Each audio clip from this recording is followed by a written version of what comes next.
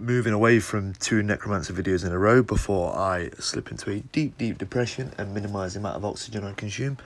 We're moving on to a different class, one I've not touched in a little while.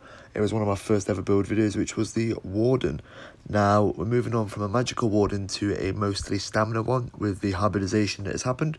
So we're going to be building into 64 points into stam and all that good stuff.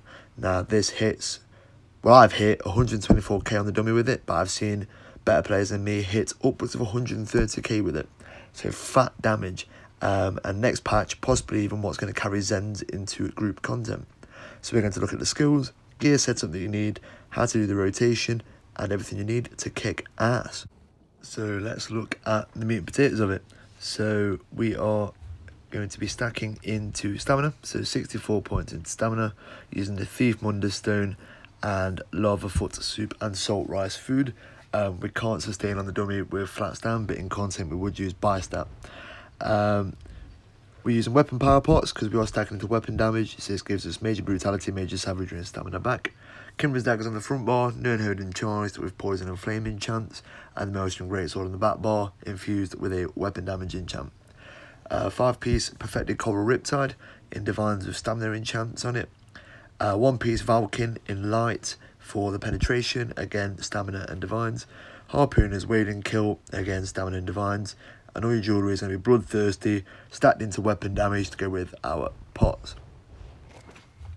So let's take a look at the skills that we're going to be using. So on the front bar, we've got cut and dive. This is our main spammable, and we want to sort of hammer this and abuse it a little bit during any off-balance windows. Obviously in content, that'll be down to whoever's using a lightning staff or hungry scythe. But on the dummy, it's 7 seconds in, then every sort of 22 seconds after that. And you want to hammer this during those periods because you can stack the bleed. Fetter Infection costs mag to help with that sustain, inflicts minor vulnerability, and is more damaging every subsequent cast, so that's really good. Barbed Trap on the front bar for our passive weapon damage from the fighter's good abilities, our source of minor force, and does its own little bleed damage as well. Sub Assault, so this is our sort of semi-spammable, similar to Blast Burners on a Necro. Every time this pops, you want to be on your front bar. So when you cast it, you can see you get 2 skills in, bang, another couple of skills, bang, like so. So every time it does that pop, you want to be on the front bar because it snapshots the damage at the time of popping. So it's not just when you cast it and you extend your back bar, it's only as it pops. So you need to make sure you're on your front bar every time that goes bang. And then Deadly Cloak, just another dot, making use of the 2 hand abilities, and also gives us a bit of tankiness in content.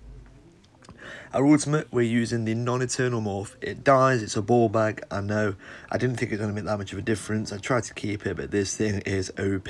Does fat bleed damage, and obviously in execute, you want to prioritise that for the damage it gets from being low health.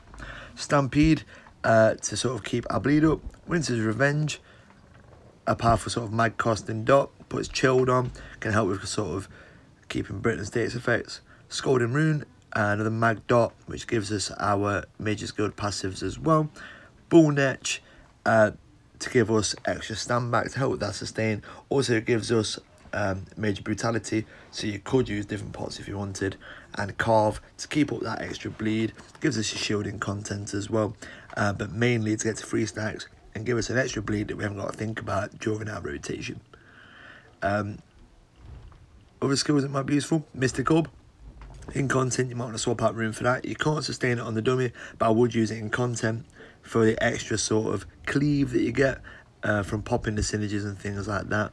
It can be useful. And you might also want to level up Bird of Prey if you need a speed boost in a specific content, where it gives you minor berserk as well. So say you were running Zovkins instead of Kinras, swap out Trap for this, speed boost and passive berserk.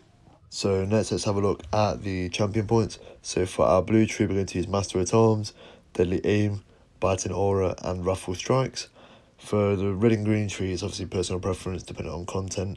I'd probably swap out Sustain by Suffering that I've got here for Celerity in most things. We want Rejuvenation, Fortified, and Boundless on most content.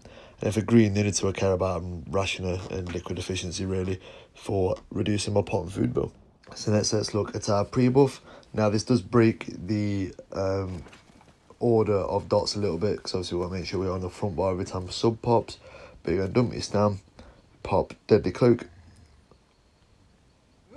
Sub Assault, rune, stampede, trap, carve, winters, fetches, somersault, and then just start working your way from here through dots that need refreshing, throwing out bird whenever we don't need refreshing, until the target is dead. Now the priority for these dots is as follows. So your skill priority is going to be carve, your bear if you're an execute, somersault, stampede, winters, trap, cloak, fetch infection, rune, and then finally your bear or your bird if nothing else needs refreshing. One thing of note that I've not really demonstrated before I put the pass up, and I didn't do a great job of it myself in this pass, which is why I only got 124 and some people get 130. But when you're in an off-balance window, you want to literally only refresh, stampede and carve and just hammer the bird to stack those bleeds up. On the dummy, that starts 7 seconds in, and then it intervals after. Obviously in content that'll be controlled by Hungry Scythe or something like that, or Lightning Staves. But just something to bear in mind before you watch this pass, that there is better demonstrations of like abusing this off-balance window than I'm about to show you. You can still get good damage without it, but if you want to get like stupid damage, that's the way to do it. This is the pass that I did that hit 124.26k. Like I said, there is more in the tank than the best off-balance windows in this. There's just something to bear in mind. You can hit way harder than this. So a couple of guys in the end game in Discord got 130k plus. So there is a ridiculous ceiling on this stuff.